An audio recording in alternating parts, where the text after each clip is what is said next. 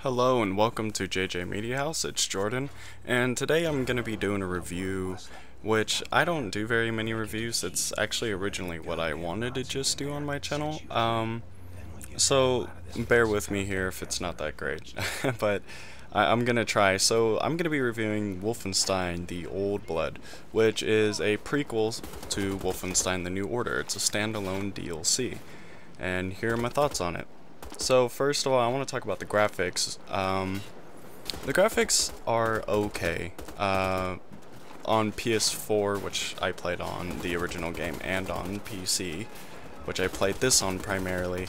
They're, between PC and PS4, there isn't that big of a difference. There's a tiny bit more crispiness, I would say, on the PC, but nothing you won't notice too much. So yeah, it's weird though. Something that I did notice between the game as a whole is that there's really weird texture, not designs, but some of the textures on like walls and certain location other areas will look very muddy and very soft and not slimy, but just kind of, I don't know, they just don't look very right. They look like they just look super soft and not in detail, and you know, they're not sharpened at all, but it looks weird. And other than that though, the graphics are okay. It looks good when it wants to. The character designs are really good. The physics of the bodies of the people you kill are really great. I love those. And I mean, you know, the character design is actually almost the same compared to the original game. They changed like tiny little things, but the design of the game as a whole is awesome, just as the first game. The design in the world is really good. You spend a lot of time in Castle Wolfenstein, which you do in the original Wolfenstein, like Wolfenstein 3D and just the original Wolfensteins. You spend most of your time at Castle Wolfenstein. But Castle Wolfenstein itself is designed very, very well. When you do reach different locations, they have their own feels and their own designs too, really, and it's really good that they know how to make different locations actually feel like different locations. So I'm really happy that we have a company that can do that. Those are kind of starting to die a little bit. So the first game had a lot more locations, however, though, which you should expect from a full price game, and this is a standalone DLC, quick little game. And then the game. So the game's areas, it feels linear. You can go through it and feel like it's a very linear game.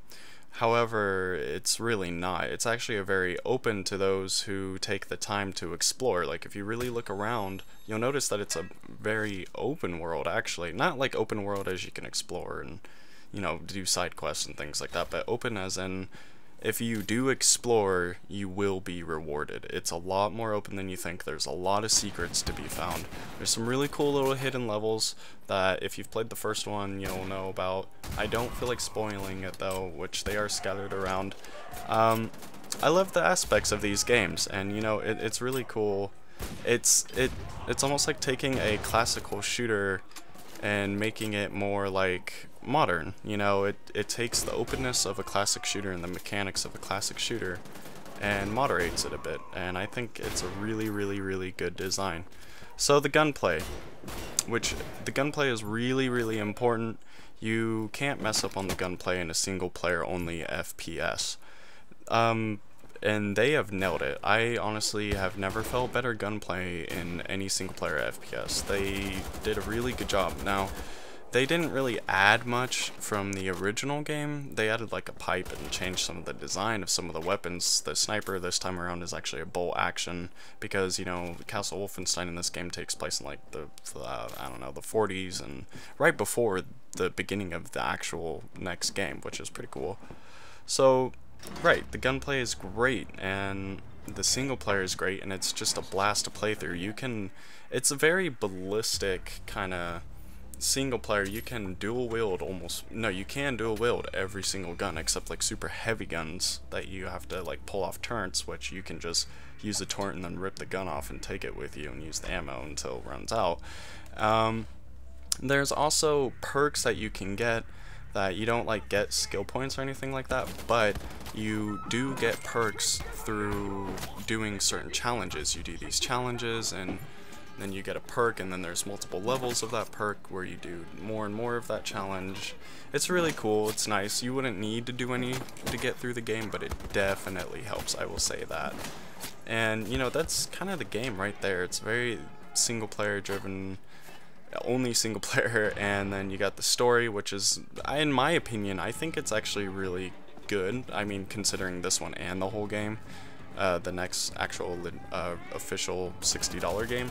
I love this story. I won't say it's the best I've ever seen, but it's definitely not the worst, and it could have been a lot worse, trust me. But I actually enjoyed it when I was expecting almost nothing from it.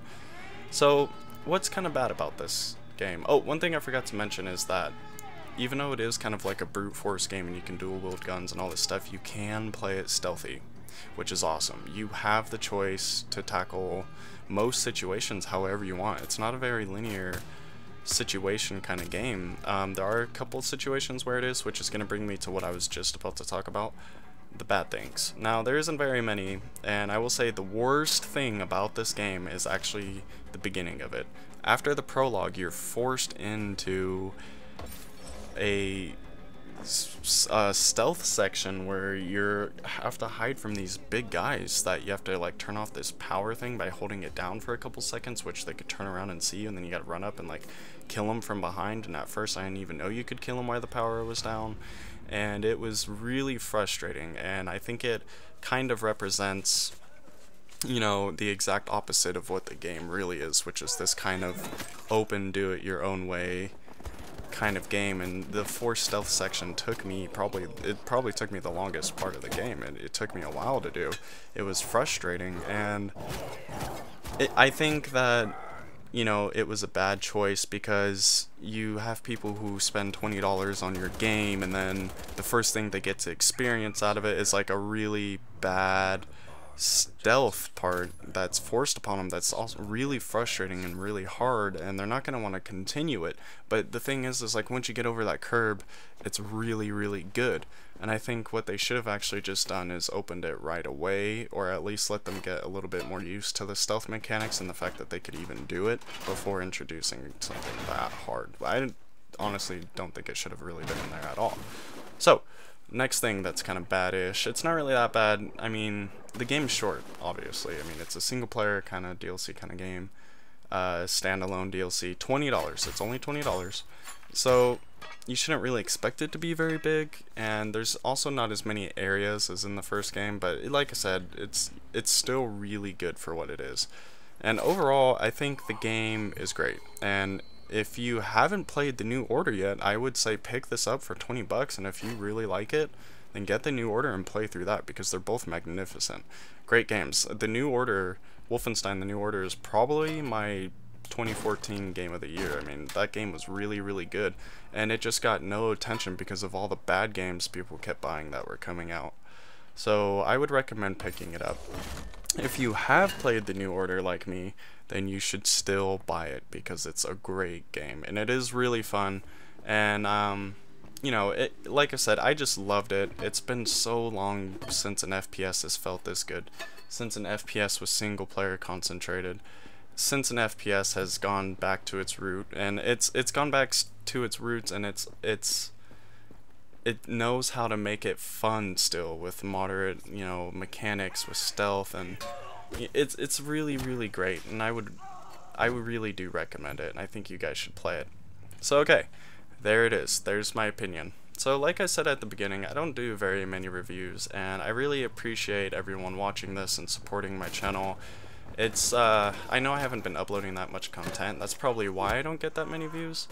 And you know, right now I don't necessarily care about views. I really enjoy doing this, but I want to get back into making reviews. I'm gonna try and play games, not necessarily just relevant ones, but I'm gonna review what I want to review, and I'm not just gonna review games. If I can, I'm gonna review movies, I'm gonna review games, shows, and you know, it's gonna happen. I really want this thing to happen. I really want to be more dedicated to my YouTube channel, and all of you that have been supporting me and watching my videos lately, thank you so much.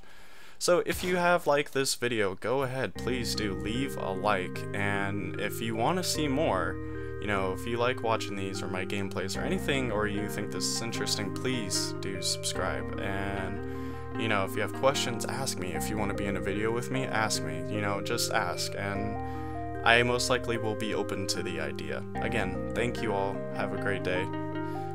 See you guys next time.